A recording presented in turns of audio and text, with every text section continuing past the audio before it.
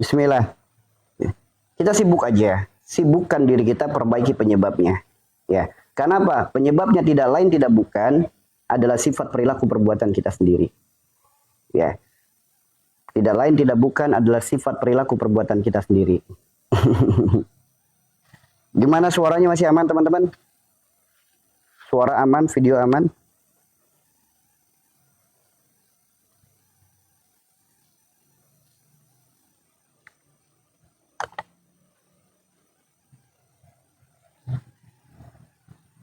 Aman ya? Aman ya? Kita lanjut ya? Kita lanjut. Yuk. Apapun penyakit kita, jika kita sadar penyebabnya, maka ayo segera perbaiki. Segera perbaiki. Insya Allah. Begitupun tentang masalah dalam hidup. Apapun penyebabnya, apapun masalahnya, apapun ujiannya, perbaiki penyebabnya. Kita nggak usah jauh-jauh cari penyebab. Udah dipastikan penyebabnya adalah dosa. Kalau udah tahu penyebabnya adalah dosa, maka segeralah mendekat kepadanya.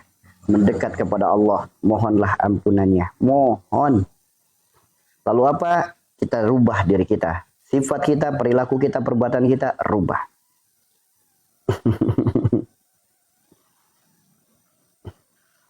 Di Jawa.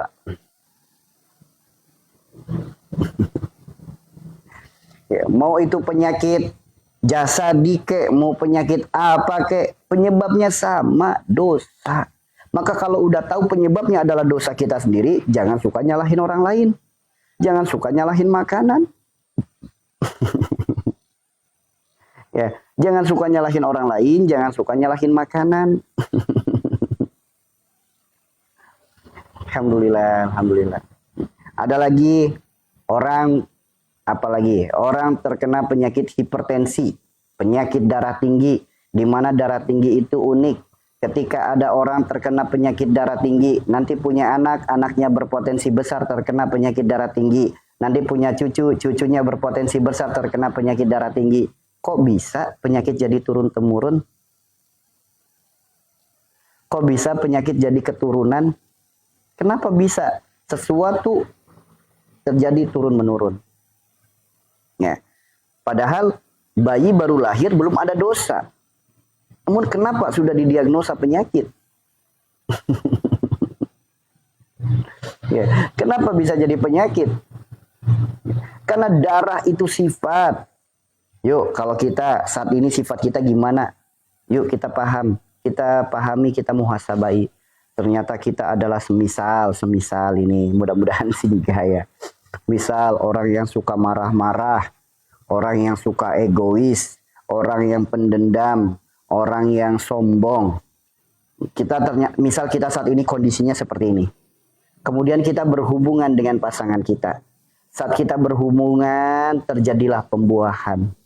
Berarti apa? Bibitnya dari darah daging kita. Nah, sedangkan darah kita sifatnya apa saat ini? Marah, pembenci, pendendam, sombong. Kira-kira ketika bibitnya seperti itu, kira-kira nanti buahnya seperti itu juga enggak? Kira-kira kalau kita nanam pohon pisang, kira-kira buahnya pisang apa mangga? Tetap pisang kan? Begitupun sama. Kalau benih-benih dalam diri kita sifat-sifat yang tidak baik, maka akan muncul kepada anak kita menjadi anak-anak yang memiliki sifat tidak baik pula. Ketika disakit, enggak, saya mah sakitnya bukan gara-gara itu, saya mah sakitnya gara-gara keturunan. Karena ada sifat yang sama, itulah penyebabnya. Sok, ada enggak orang yang darah tinggi yang enggak suka marah-marah? Ada enggak? Ada enggak orang yang darah tinggi yang bukan pendendam? Ada enggak? Ada enggak orang darah tinggi yang bukan orang egois, pengen menang sendiri? Ada enggak? Ada enggak orang yang darah tinggi bukan mereka yang emosional? Ada enggak? Gak ada kan? Kebanyakan orang yang terkena darah tinggi pasti orangnya suka marah-marah. Orangnya pendendam, orangnya sombong, orangnya egois, pengennya menang sendiri. Maka akan muncul penyakit darah tinggi. Bagaimana tidak muncul penyakit darah tinggi? Ya, sifat-sifat itu adalah sifat tingginya hati. Sifat itu adalah sifat tingginya hati. Sok, kalau lagi marah dipegang jantungnya, bagaimana detak jantungnya? Kenceng banget kan? Jantung fungsinya apa? Memompa darah. Ketika detaknya kencang, pressure-nya tinggi. Ketika lagi dendam, ingat kesalahan orang mulu, muncul kebencian mulu kepada orang lain. So, kalau lagi muncul dendam, gimana detak jantungnya? Kenceng banget kan? Jantung fungsinya apa? Memompa darah. Mompanya kencang, pressure-nya tinggi, jadi hipertensi. So, kalau lagi egois, pengennya menang sendiri, apa-apa pengennya menang sendiri, pengennya benar sendiri. So, kalau lagi pengen menang sendiri, pengen benar sendiri, dipegang jantungnya. Detaknya gimana? Kenceng banget. Jantung memompa darah, akhirnya apa? Pressure-nya jadi tinggi, terjadilah hipertensi. Jadi penyebab penyakit darah tinggi buah daripada sifat-sifat yang seperti tadi. Itu muncul penyakit darah tinggi. Mau minum obat penurun darah apapun, selagi sifatnya masih ada, ya nggak akan menyembuhkan obatnya. Ini mah daging disalahin, gara-gara makan daging, gara-gara makan kambing, gara-gara makan ini itu dan lain sebagainya. Banyak pecinta sate mereka yang nggak hipertensi, banyak. Banyak orang yang makan dengan makanan yang sama nggak terkena darah tinggi, banyak. Kenapa menyalahkan makanan? Bahkan sampai banyak ya di sini di majelis kita ini alhamdulillah ya sering mendamaikan manusia dengan makanan. Ya, ada orang nggak suka sama duren, akhirnya Pak minta maaf sama duren, berdamai dengan duren, akhirnya jadi suka duren.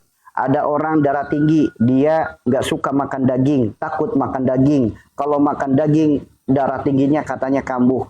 Begitu datang ke majelis kami, suruh saling minta maaf kepada daging. Begitu minta maaf kepada daging, dagingnya dimakan, malah nagih. Banyak. Ada orang yang berprasangka buruk dengan kopi. Akhirnya apa? Berdamai dengan kopi. Sekarang jadi pecinta kopi. Bahkan ada salah satu artis, pelawak ya. Ya, terkenal juga beliau, termasuk salah satu pelawak terkenal di Indonesia. Beliau datang ke majelis. Beliau terkena penyakit asam lambung. Sama penyakit diabetes. Ya. Kemudian begitu datang, karena di tempat kami itu waktu itu hanya adanya air putih sama kopi, akhirnya sama santri dibuatkanlah kopi. Nah, ketika dibuatkan kopi, beliau gini, maaf Pak Ustadz, saya nggak minum kopi. Nah, kemudian ditanya, kenapa nggak minum kopi? Soalnya saya kalau minum kopi, jantung saya berdebar-debar. Kalau minum kopi, badan saya jadi lemes, perut saya jadi sakit. Bukan gara-gara kopi, tapi gara-gara kita punya prasangka buruk kepada kopi. Akhirnya apa? Orangnya suruh minta maaf sama kopi. Wahai kopi, maafin saya karena saya sudah suuzon sama kamu. Sekarang jadilah teman untuk diriku, obat segala penyakitku. Ya, akhirnya diminumlah kopinya. Salim dulu. Dadah. Begitu diminum kopinya, ketagihan. Akhirnya minum kopi sampai sekarang. Tuh. Jadi ternyata prasangka buruk kita itulah yang menjadikan ada beberapa makanan yang tidak berdamai dengan kita. Karena prasangka buruk kita. Namun kalau kita udah minta maaf, makanan itu berdamai dengan kita. Aman-aman saja dimakan. Aman-aman saja. Selagi halal tidak subhat, berdoa terlebih dahulu, makan dengan cara yang benar dan tidak kebanyakan, aman-aman saja makanan mada. Aman. Aman. Beliau masih hidup. Masih hidup, sok kalau nggak percaya ditanya saja ke beliaunya. Ada juga jamaah kami juga di sini darah tinggi, nggak pernah makan daging domba, nggak pernah makan daging kambing. Ya. Begitu tahu tentang hal ini sama istrinya, alhamdulillah istrinya tuh orang yang taat dengan apa yang diajarkan di ilmu majelis kita, menyampaikan, udah tuh Pih, minta maaf sama daging, sok diminta maaf, minta maaf, nanti dimakan aja. Bener, begitu suaminya minta maaf sama daging, udah berdamai dengan daging. Yang biasanya kalau makan daging itu katanya matanya merah, badannya merah, matanya melotot karena kambuh, kata pusing. Sekarang berdamai dengan daging. Tuh. Ternyata itulah penyebabnya. Kenapa sebagian makanan tidak pas dalam tubuh kita, bukan makanannya yang salah, namun karena diri kita lah yang berprasangka buruk kepadanya. Ya, karena diri kita yang berprasangka buruk kepadanya. Semua makanan bisa jadi obat selagi kita tidak memiliki prasangka buruk kepadanya. Selagi kita tidak memiliki prasangka buruk kepadanya. Allah udah ciptakan alam semesta untuk diambil manfaatnya. diambil manfaatnya, bukan malah dicurigai penyebab penyakit. Kalau dicurigai penyebab penyakit, udah akhirnya sakit terus. Ya, itulah darah tinggi ya. Darah tinggi itu seperti itu. Lalu bagaimana jika darah rendah? Darah rendah adalah orang yang memiliki mental yang rendah. Memiliki mental yang rendah. Kenapa disebut mental rendah? Karena orang dengan kebiasaan, dengan tabiat, dengan sifat. Orang yang suka gampang tersinggung. Orang yang gampang baperan. Segala masalah dibatin. Segala masalah dirasa, dipikirkan. Ujung-ujungnya sedih dan nangis. Orang yang dikit-dikit baper, tersinggung, sedih, nangis. Ada masalah apa dibatin. Ada sikap dikit dibatin. Ada ucapan dikit dibatin. Dia baperan orangnya. Kalau udah baperan, ujung-ujungnya nangis. Stop, darah rendah. Ada nggak di sini yang terkena penyakit darah rendah? Gimana mentalnya? Gampang tersinggung nggak? Gampang baperan, gampang sedih, ada masalah apa-apa dibatin, apa-apa dirasa, apa-apa dibikin sedih.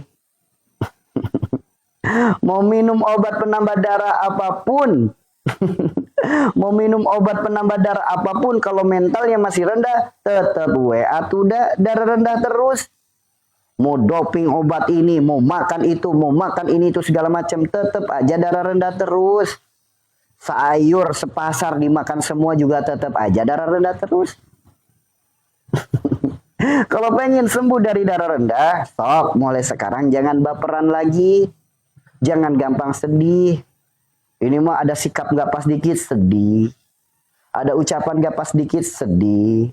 Kalau pengen sembuh, udah. Jadilah pribadi yang kuat. Pribadi yang tegar. Pribadi yang hebat. Pribadi yang waras. Yuk, sekarang jangan suka baperan lagi kalau pengen sembuh. Nanti kalau udah baperan kayak gitu, apalagi gini teman-teman. Ini kan darah rendah. Ada juga loh orang yang terkena HB rendah. Ada juga orang yang terkena penyakit gula darah rendah. Kenapa bisa terjadi sesuatu yang rendah dalam dirinya? Karena ia merendahkan dirinya. Dalam arti merendahkan diri sini sesuatu yang tidak baik ya teman-teman ya. Bukan merendah diri tawadu, bukan. Dia merendahkan dirinya sendiri. Bahasanya tidak menghargai dirinya sendiri. Contoh, nanti kalau saya berhasil, kamu akan saya belikan ini. Saya akan bangunkan ini. Saya berikan sebongkah berlian. Misal, ada orang janji-janji manis kepada kita. Kemudian kita akhirnya jadi apa? Panjang angan-angan dengan janji-janji manis itu. Akhirnya muncul penyakit gula darah rendah. HB rendah. Orang yang memiliki HB rendah, gula darah rendah. Kenapa? Terbuai dengan janji dan angan-angan seseorang. Sehingga apa? Dia hidup dalam penuh keangan-anganan. Wah, nanti saya dapat ini. Wah, nanti saya dapat lotre. Saya nanti dapat undian. Saya nanti dapat ini, dapat itu. Tuh. Sama nih. Ini kasus yang lagi banyak nih. Banyak influencer. Banyak para YouTuber. Banyak para TikToker. Yang akhirnya Pak, HB-nya rendah, gula darah rendah, darah rendah. Kenapa banyak yang seperti itu? Mereka bermimpi, nanti kalau saya jadi TikToker, saya jadi YouTuber, saya jadi influencer, nanti saya akan jadi orang kaya, penggemar saya banyak, nanti follower saya banyak, monetnya banyak. Panjang angan-angan dulu nih, muncul tuh penyakit. Banyak nggak sekarang orang yang gagal jadi YouTuber, gagal jadi TikToker, gagal jadi influencer, akhirnya Pak punya penyakit darah rendah, HB rendah, gula darah rendah.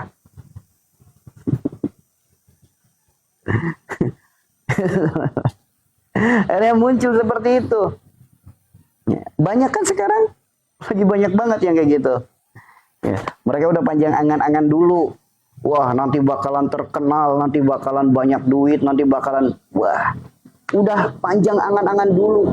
Namun ketika kenyataan tak seindah harapan, mimpi bisa jadi bumerang. Hati-hati. Kalau semisal mimpi bisa jadi bumerang, apalagi kalau kenyataan gak seindah harapan, kita mau mengumpat Allah. Allah gak adil. Saya udah berjuang sekuat tenaga, namun kenyataannya seperti ini. Ya, saya udah berjuang sekuat tenaga, saya udah berikhtiar segala hal. Namun kenapa hasilnya seperti ini? Ya Allah, dosa apa saya ini? Hati-hati, kalau sampai di titik fase itu akan muncul penyakit leher. Apa itu penyakit leher? Baik itu gondokan, amandel, baik itu radang tenggorokan, baik itu tiroid maupun kelenjar getah bening. Karena kalau orang sudah kecewa dengan kenyataan yang ada, kemudian dia mengumpat Allah, berkata-kata tidak baik kepada Allah, akan muncul kelenjar getah bening. Yuk, jika kita tidak pandai menerima kenyataan, kemudian kenyataan itu kita jadikan keluh kesah, bahkan menjadikan umpatan-umpatan yang buruk, akan muncul kelenjar getah bening. Akan muncul kelenjar getah bening. Akan muncul kelenjar getah bening. Tuh. Jadi orang yang terkena kelenjar getah bening adalah orang yang pernah mengalami fase di mana dia sedang mengalami titik kenyataan tak seindah harapan. Namun cara dia menyikapinya justru dia kecewa kepada Allah. Ya, kecewa kepada Allah. Lalu bagaimana jika orang yang terkena asam lambung, orang yang terkena penyakit MAH, orang yang terkena penyakit GERD, panic attack, anxiety? Apa penyebabnya? Ada nggak di sini yang terkena penyakit asam lambung, MAH, penyakit GERD, panic attack, anxiety? Ada nggak? Udah MAH, asam lambung, panic attack, penyakit GERD, anxiety. Wah, kompleks banget itu. Ada nggak yang terkena penyakit itu? Ada. Paling banyak, teman-teman. Jadi data pasien yang datang ke tempat kami, 90% orang yang mengalami penyakit itu. 10%-nya ya kayak stroke, diabetes, penyakit-penyakit yang lain itu hanya 10%. Kebanyakan itu orangnya penyakitnya asam lambung, penyakit emah, penyakit GERD, panic attack, anxiety. Kebanyakan itu penyakitnya. Kebanyakan itu. Saya tanya yang terkena penyakit anxiety, saya tanya nih, saya bisik-bisik ya. Kemarin vaksin ya? Saya bisik-bisik ya. Kemarin vaksin ya?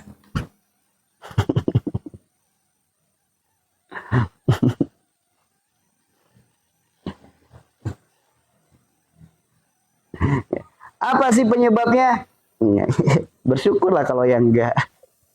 Apa penyebabnya bisa seperti itu? Lihat, segala penyakit yang ada di perut. Segala penyakit yang ada di perut disebutnya wilayah Nabi Yunus. Lihatlah kisah Nabi Yunus yang ada di Al-Quran. Nabi Yunus berada dalam perut ikan. Apa yang menjadikan Nabi Yunus berada dalam perut ikan? Lihat penjelasannya dalam Al-Quran. Ketika Nabi Yunus merasa putus asa. Dari putus asa itu kenyataan tak seindah harapan. Akhirnya kekecewaan, pikiran, kekhawatiran, kecemasan. Di saat kecemasan itu ditinggallah kaumnya. Bahkan Nabi Yunus mengeluh. Bahkan keluh kesahnya diabadikan di Al-Quran. Apa keluh kesahnya? Ya Allah, gantilah kaumku dengan kaum yang lain. Ini adalah gambaran keluh kesah. Orang yang mengeluh itu apa? Ketika tidak pandai menerima kenyataan yang ada. Itu orang mengeluh. Ya Allah, kenapa aku seperti ini? Kenapa engkau takdirkan ini, aku seperti ini? Itu sama saja orang sedang mengeluh. Allah berfirman dalam Al-Anbiya ayat 87-88. Semakin banyak mengeluh, semakin ditambah kesulitannya. Mau ditambah kesulitan? Maka kurangi ngeluhnya. Jangan banyakin ngeluh. Jangan banyakin ngeluh. Ya, kurangi ngeluhnya, jangan banyakin ngeluh. Ya, jangan banyakin ngeluh. Lihat, ya, jadi penyakit asam lambung berawal dari pikiran, keluh kesah, kekhawatiran, kecemasan. Itu udah diwanti-wanti. Bahkan Rasulullah sudah mewanti-wanti, disebutnya penyakit wahan. Apa itu penyakit wahan? Berawal dari ubud dunia, kecintaannya, kekhawatirannya kepada dunia, ujung-ujungnya takut mati. Sok saya tanya, anxiety itu pada takut mati enggak? Karena rangkaiannya itu seperti ini, rangkaiannya. Namun sebelumnya saya kasih tahu dulu ya teman-teman ya. Dalam sebuah kitab, asam lambung itu disebut tabiatnya adalah lalat.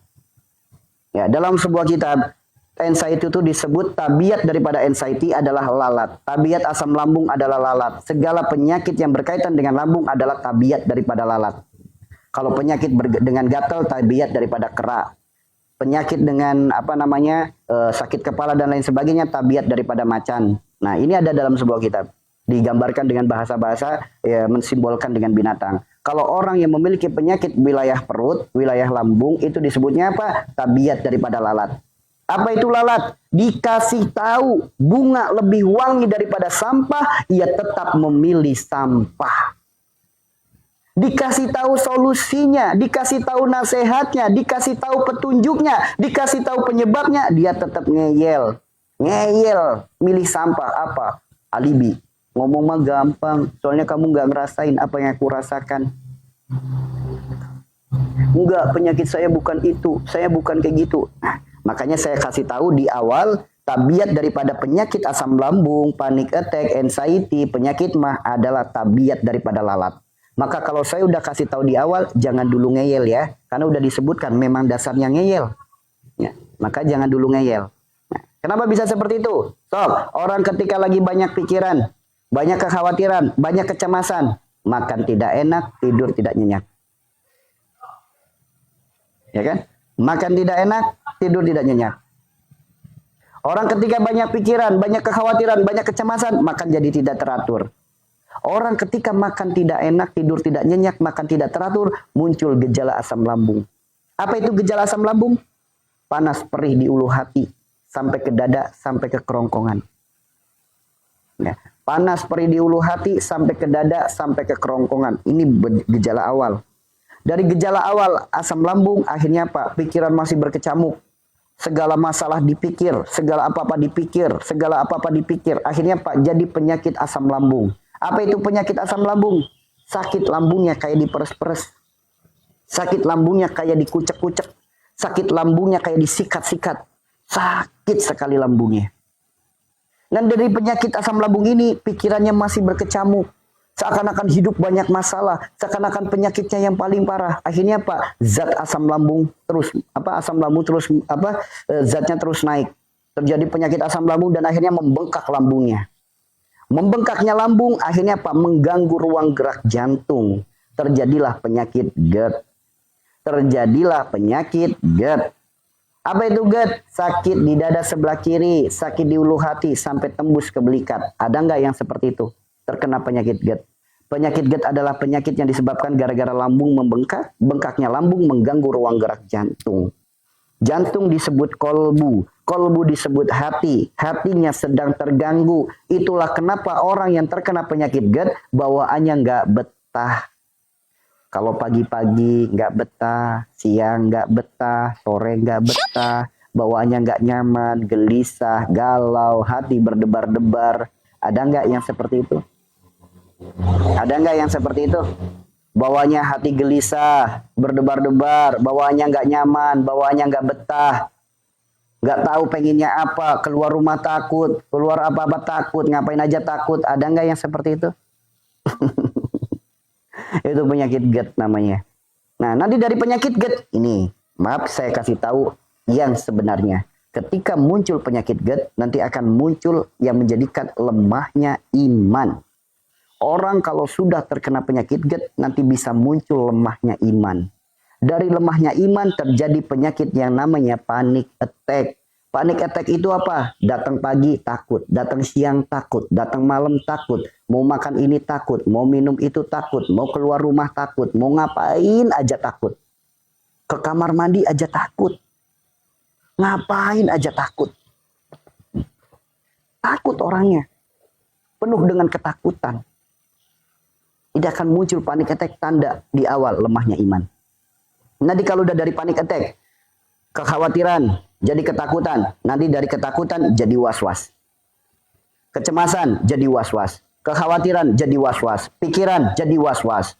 Segala sesuatu jadi was-was. Was-was datangnya dari setan. Setan diciptakan dari api. Yang namanya api takut dengan angin.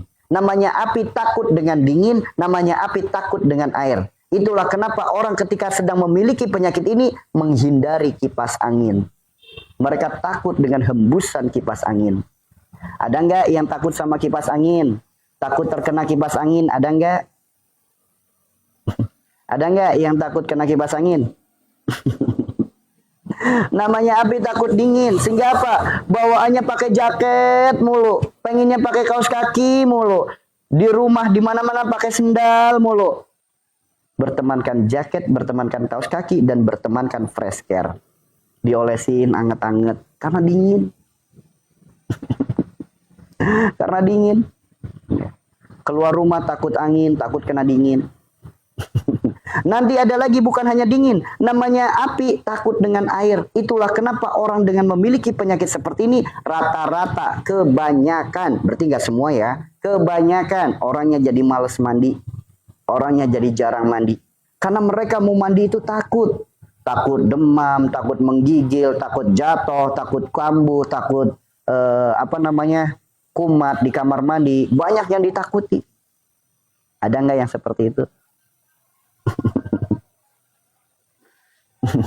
Ada yang seperti itu? Udah dijamin kebanyakan orang yang terkena penyakit seperti itu akan muncul was-was dalam hidupnya. Was-was datangnya dari setan, setan diciptakan dari api. Namanya api takut angin, makanya banyak yang takut dengan kipas angin. Namanya api takut dingin, makanya banyak yang apa-apa pakai jaket dan bertemankan dengan fresh care.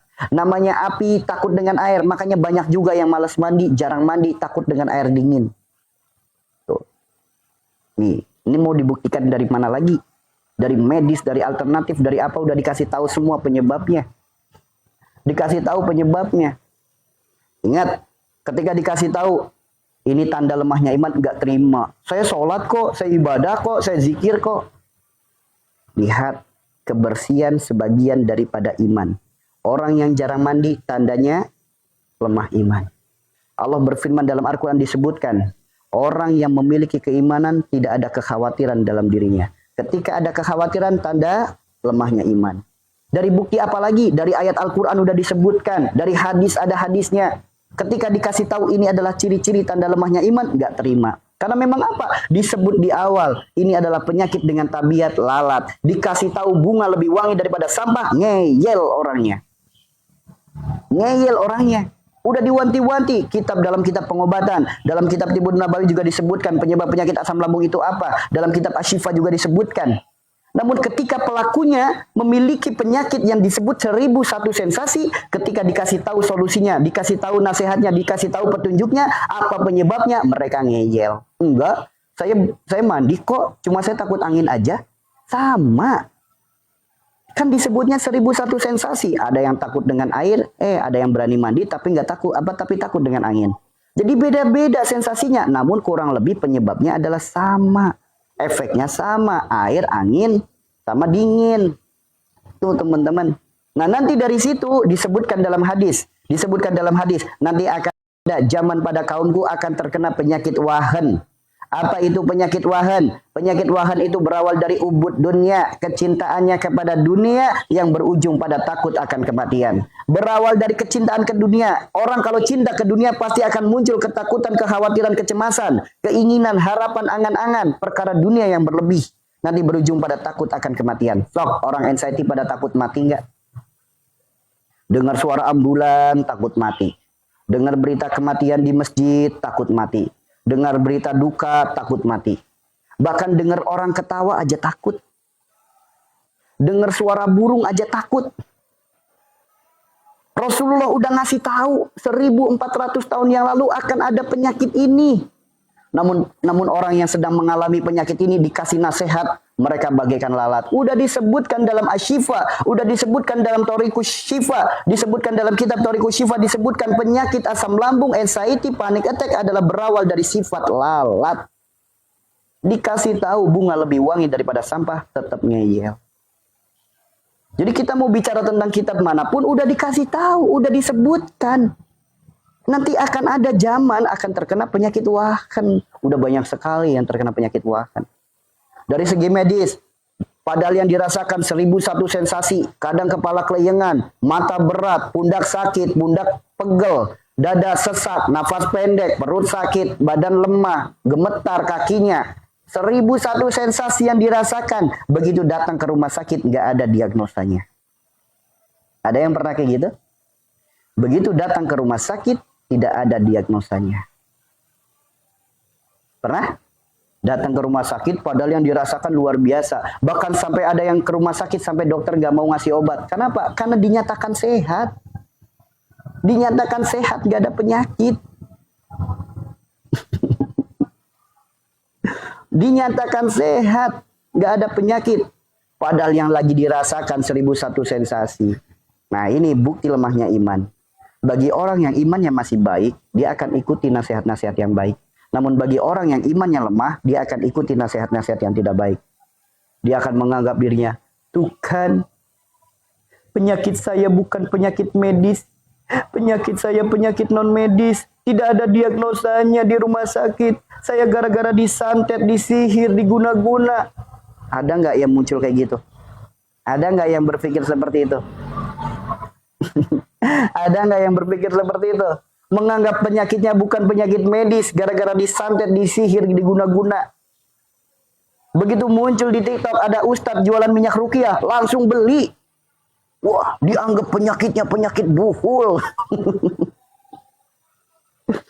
Jualan garam ruqyah dibeli dengan harapan asam lambungnya sembuh. Ah, bukan kayak gitu caranya, guys. Bukan kayak gitu caranya. Rasulullah bersabda, tidaklah Allah titipkan penyakit melainkan Allah gugurkan dosa. Penyebabnya sakit gara-garanya dosa. Gerbangnya dosa sifat, perilaku, perbuatan. Penyakit seperti ini berkaitan dengan mental. Itulah kenapa sama dokter disarankan ke psikiater. Nanti dari psikiater dikasih 2 obat. 1 obat penenang, 1 lagi obat tidur. Ada yang udah ke psikiater? Dikasihnya apa? Obat penenang sama obat tidur. Supaya pikirannya nggak macem-macem. Pikirannya nggak macem-macem. Ini mah dikasih nasihat, dikasih solusi. Pikirannya apa? Nanti kalau saya mati, anak saya gimana? Nanti kalau penyakitnya tambah parah, saya mati. Wah. Nanti munculnya hal-hal seperti itu. Ya, penyakit ini adalah penyakit yang berkaitan dengan mental. Mental berkaitan dengan jiwa. Jiwa berkaitan dengan hati. Kalau disebut penyakit jiwa, jangan tersinggung. Memang jiwanya lagi sakit. Bagi orang yang waras yang ada di sekitarnya, menganggap diri Anda itu orang gak waras. Karena pola pikirnya aneh. Mau keluar rumah, takut mobil ditabrak. Takut tiba-tiba remnya blong. Mau kemana-mana takut, pikirannya aneh mulu. Dengar suara burung malam-malam aja takut. Tuh. Kalau disebut penyakit mental nggak terima, penyakit jiwa nggak terima, lalu penyakit apa sebutnya? Anxiety, biar gagah gitu namanya. Jangan ikut-ikutan atuh dah. Yang maaf nih ya, yang namanya pencuri tetap aja pencuri. Kenapa gagah namanya koruptor? Yang namanya sampah masyarakat tetap aja sampah masyarakat. Kenapa disebutnya kupu-kupu malam? Yang namanya penyakit jiwa tetap aja penyakit jiwa. Kenapa lebih gagah, lebih bangga disebut penyakit anxiety? Tuh. Orang stres tetap aja penyakit stres. Kenapa lebih bangga disebutnya bipolar? Ini berkaitan dengan jiwa. Makanya Pak, perilakunya aneh. Suami lagi kerja di telepon. Bapak pulang, saya kambuh. Suaminya pulang. Besok suaminya berangkat kerja lagi, di telepon lagi. Ayah, aku kambuh, pulang sekarang, pulang, aku takut. Pulang. Karena sering pulang, suaminya di PHK dari tempat kerja. Giliran udah di PHK, udah dikeluarin, tambah stres, tambah sakit, tambah belangsak, tambah sengsara hidupnya. Tuh, gara-gara satu orang merembet ke banyak hal. Lalu bagaimana? Siapa yang pengen sembuh? Ayo ikuti. Siapa yang pengen sembuh? Ikuti sarannya, ikuti nasihatnya, lakukan, praktekkan, dijamin sembuh. Dijamin. Karena yang sembuh di room ini udah nggak kehitung berapa jumlahnya bagi mereka yang mau mengikuti saran dan nasihatnya. Jangan sampai kita apa? Saya hanya butuh didengarkan, saya hanya butuh di ngertiin, saya hanya butuh dimotivasi. Bukan itu, guys. Jika telur pecahnya dari luar, berakhir kehidupannya. Namun jika telur pecahnya dari dalam, akan muncul kehidupan yang baru. Kuncinya ada pada diri kita sendiri. Bukankah Allah sudah berfirman, Allah tidak akan merubah suatu kaum sebelum ia merubah dirinya sendiri? Lalu ngapain bergantung kepada makhluk? Saya hanya butuh di ngertiin, saya hanya butuh didengarkan, saya hanya butuh diperhatikan. Ada. Emang mau jadi telur dadar? Hanya mengharapkan pecah dari luar. Ujung-ujungnya jadi telur dadar. Habis dari telur dadar dari apa? Jadi kotoran. Jadi sampah. Sampah itu apa? Bikin ruset. Tahu ruset nggak teman-teman? Ya. Jadi orang kalau di rumah banyak sampah itu bawanya keruh. Orang kalau di rumah banyak orang yang mengharapkan pengertian, perhatian, didengarkan, keruh keadaan rumahnya. Ya, orang kalau di rumah ada orang yang hidupnya selalu berharap di ngertiin, berharap didengarkan, berharap diperhatikan, berharap dibahagiakan, pasti rumah tangganya keruh. Pasti. Karena rumah tangga itu bukan kita menuntut kebahagiaan. Rumah tangga itu berkorban untuk membahagiakan. Begitupun orang anxiety, kalau pengen sembuh saya hanya butuh didengarkan. Saya hanya butuh di ngertiin. Saya hanya butuh dipedulikan. Saya hanya butuh diorangkan. Lah, telur jika pecahnya dari luar, telur dadar jadinya. Habis dari telur dadar dimakan kotoran. Kehidupan yang baru. Inilah diri Anda yang sebenarnya. Inilah kehidupan baru Anda. Masa depan Anda masih panjang. Ada anak yang harus dibahagiakan. Ada pasangan yang harus kalian perhatikan. Ada orang tua yang harus kalian junjung tinggi. Ingat, ada banyak hal yang harus Anda persiapkan. Jangan sampai Anda terpuruk gara-gara penyakit. Hidup hanya berada di dalam kamar tidur. Sebagaimana Nabi Yunus mengalami 3 alam kegelapan. Maka lakukanlah istighfar sebagaimana istighfarnya Nabi Yunus untuk keluar dari kegelapan itu.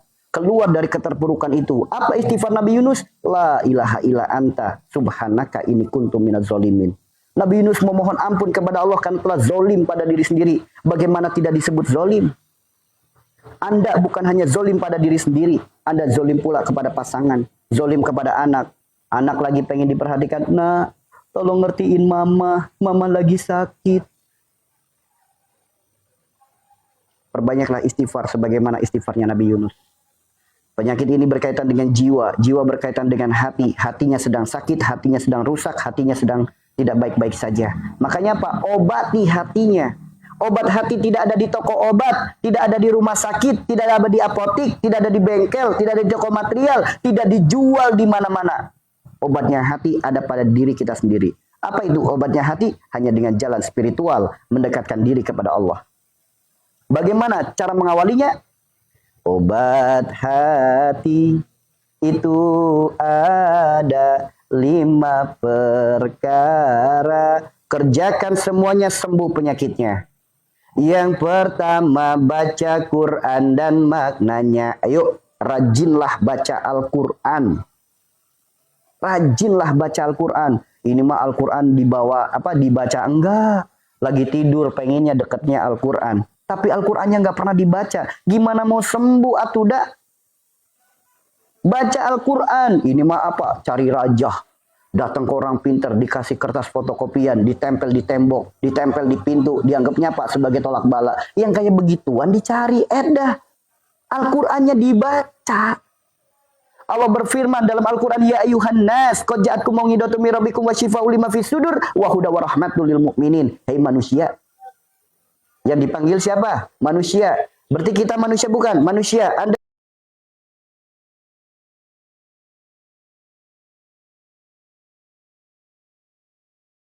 manusia bukan? Manusia.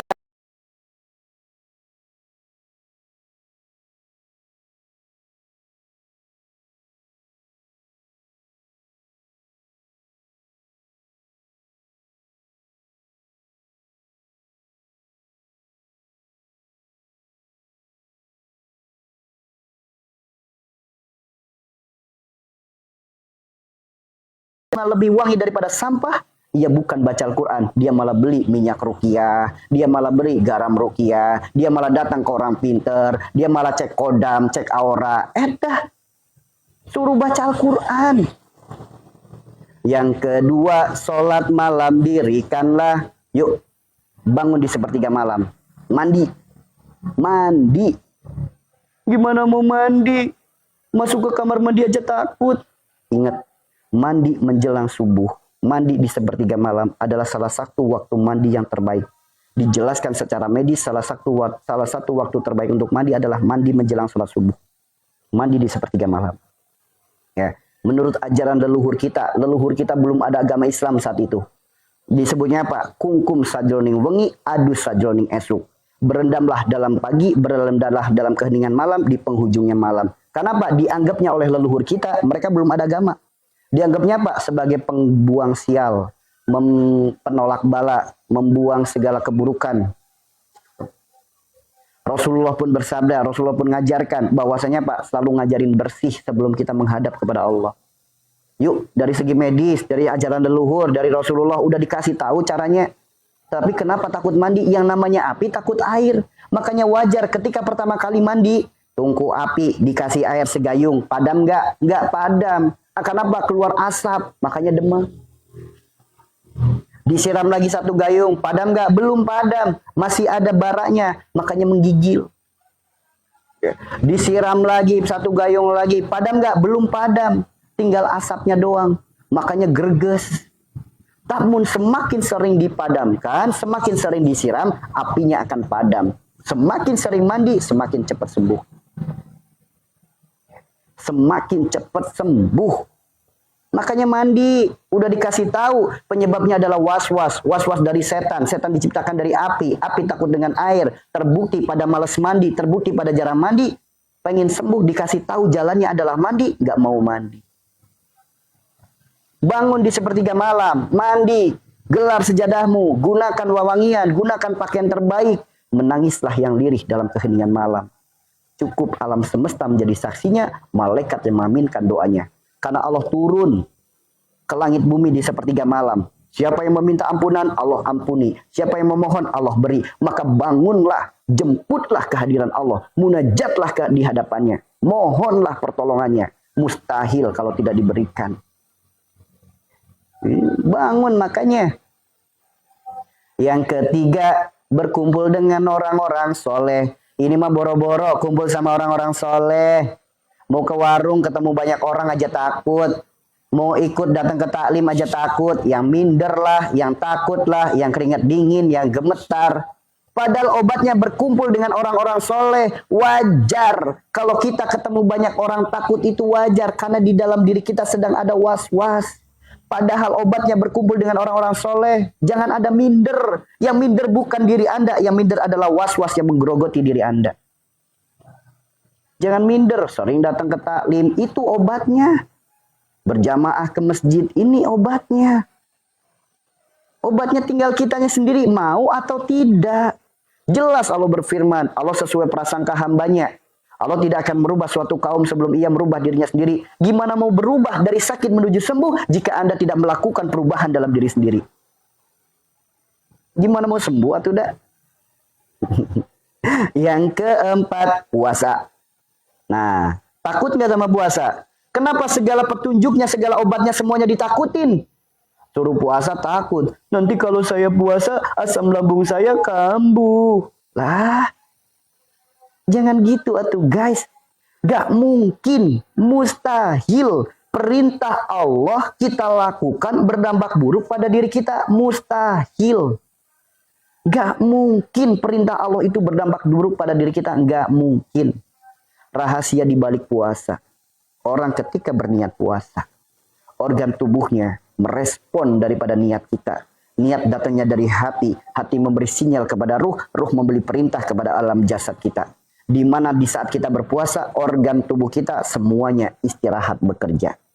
Mereka mendetok dirinya, memperbaiki dirinya. Kalau bahasa medis namanya detok, mengeluarkan racun. Itulah kenapa orang ketika berpuasa mulutnya bau.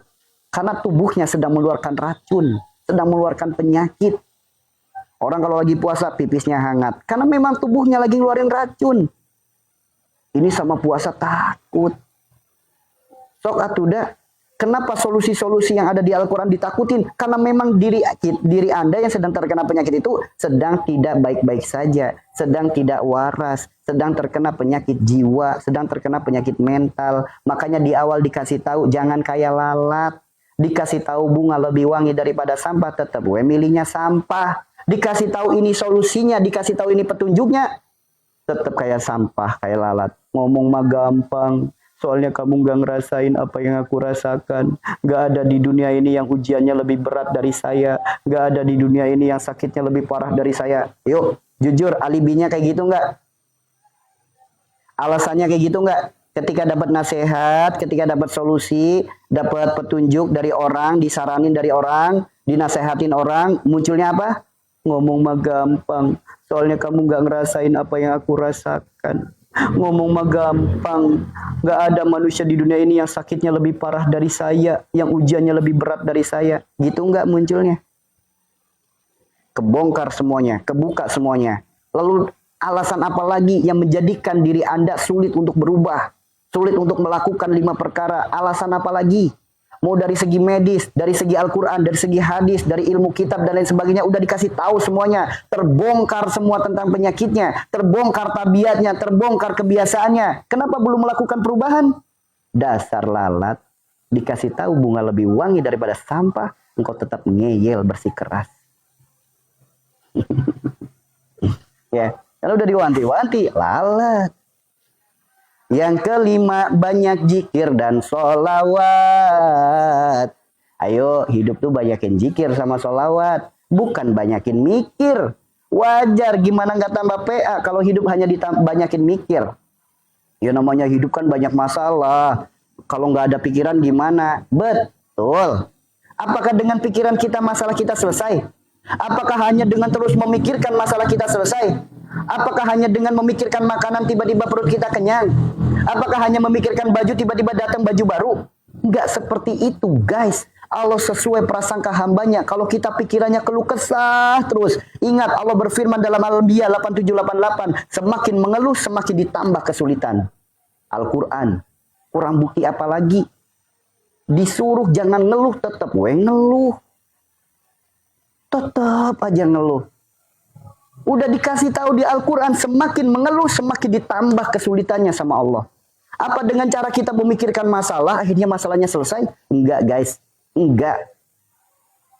Mau dipikirin kayak gimana, mau diikhtiarin kayak gimana, jika tidak melibatkan Allah, mustahil. Karena apa? Karena manusia punya kendala, Allah punya kendali. Jika Allah sudah ikut andil, yakinlah tidak ada yang mustahil. Allahnya nggak dilibatin.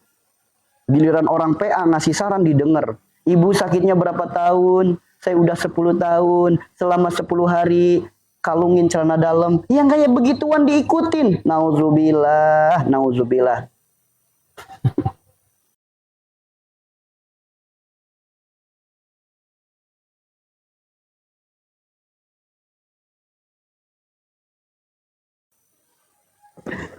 Cek kodam.